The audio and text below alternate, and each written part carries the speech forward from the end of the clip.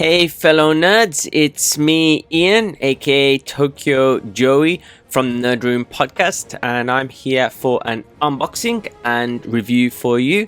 This is the MAFEX Harley Quinn Hush version. Now I'm super excited for this. I pre-ordered it quite a while ago and picked it up in store from Ami the other day. As you can see from the box, it looks fantastic. I love that shiny paint application. We get 3 head sculpts with different faces and some cool accessories. Now, I love MAFEX figures. I've got so many and they're all fantastic. So I'm really hoping this one is just as good. So let's get her out of the box. Before we take a look at the figure, let's have a look at the box art here. As you can see, it looks pretty nice. Shame we can't use this in any way, but it's nice to have. And now let's look at the figure itself. Okay, so first impressions, it looks excellent. I love that they have gone with that shiny paint. Maybe not as shiny as on the promotion pictures. But still looks good, and we get a bunch of nice accessories there. So here's the figure itself, the main body, and at first glance it does look really good. The paint doesn't look as shiny once out of the box, but still pretty nice, especially on the black there, and it looks pretty neat all around. I like the proportions of this Harley. She seems a little bit bigger than the previously released Selena Kyle Catwoman. She's got a nice big booty there. But yeah, I think this looks really nice. The legs bend back really far. We do have that double joint in the knee. And they bend out like that. You can see the toes also bend at the feet. Let's have a look at the arms. The arms don't bend up as much, but still a decent range. The arms twist along with the hands, and the head doesn't go back too far, but it goes back enough and looks down again, not too far, but I think a decent amount. So overall, she looks good with those nice long legs and tiny waist. I think this is a good looking Harley Quinn. Time for the accessories. You can see we have a head there, a hammer. We get these feet. Let's have a look at the shoes here with the springs on the bottom. They're pretty cool. A nice little addition to have there. You get some extra open hands, pointing fingers, fists, and another angry head sculpt. It's nice to have these two with the smile, the angry face, and then the normal straight smile. Lots of options. So here is a Harley-like pose, and as you can see, she looks fantastic. I really like the hammer, or should I say mallet, that she comes with, and yeah, we can get her in some really cute looking poses.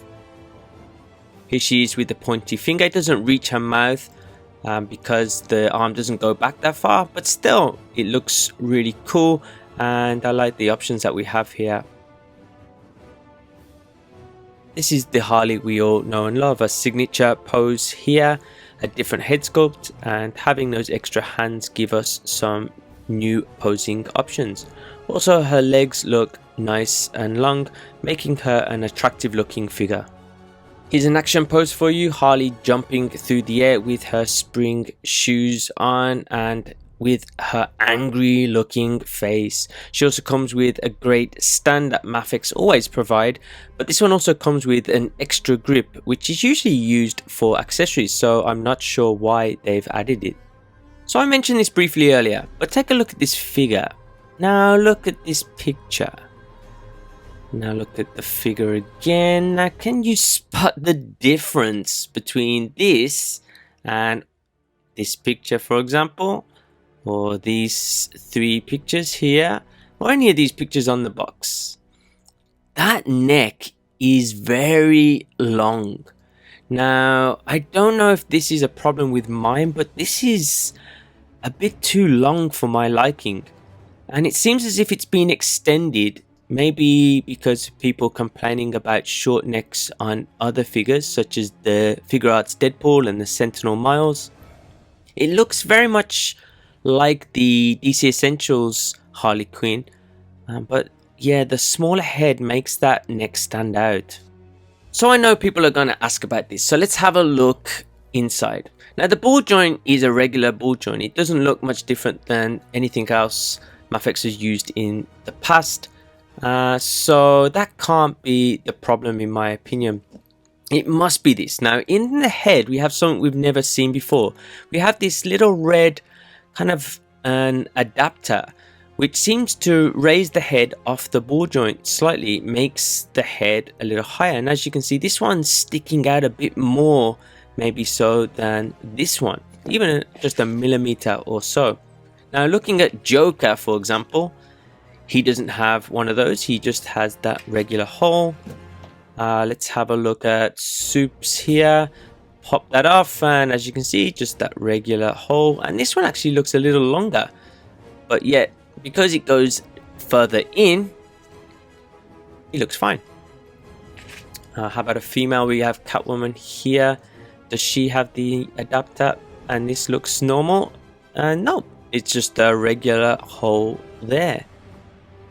So it's very strange. We have something very different with Harley. We have this here. Now I can't move this at all, and as you can see this one looks a bit longer. It looks like it's sticking out.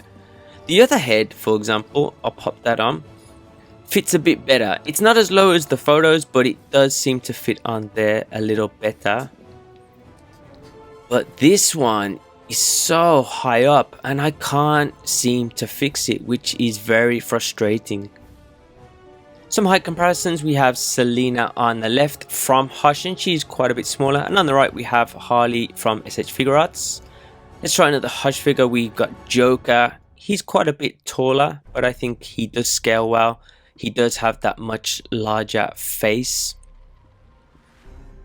Here's the Dark Knight Returns Superman, different movie, but as you can see he is pretty chunky, but does still scale well with that smaller petite Harley. I know McFarlane's are a larger scale, just to see how they go together. She's a bit too small maybe, but I think you could still pull it off in some displays. So overall, yeah, she's a good height and I think the proportions are really nice on this Harley Quinn. So final thoughts. This is a tough one for me because of course I have that issue with the neck, and if it is a QC issue, other people aren't going to experience that, which is great. But if it isn't and it is a universal thing, then I think that could be a problem with this figure.